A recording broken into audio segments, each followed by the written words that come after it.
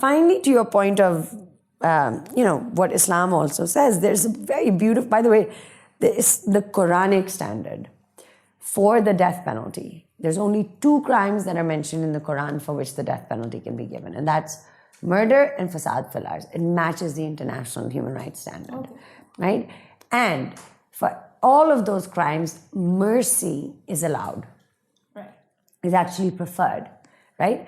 And our constitution also has mercy. So another thing that international law also requires is that everybody who's been sentenced to death has a right to seek mercy, and the procedure by which they seek mercy has to be meaningful.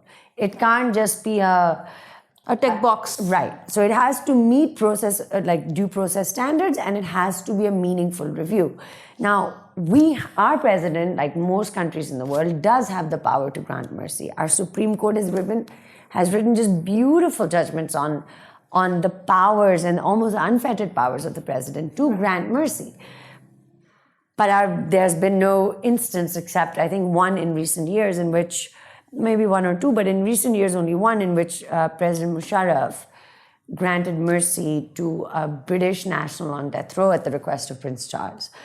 Everybody else, people who are mentally ill, people who are juveniles, people who are wrongfully sentenced, their mercy petitions are not being meaningfully considered. A few years ago, there was a movement by the Ministry of Human Rights to reform the mercy petitions procedure to the extent that there would be a provincial committee, and then it would get reviewed by the Ministry of Human Rights as well as the Interior Ministry before giving recommendations to the President. Unfortunately, the rules that were issued under it, the committees were formed, which is a great idea, but the rules have never been issued under it, and it's not saved the problem. It still makes it bad.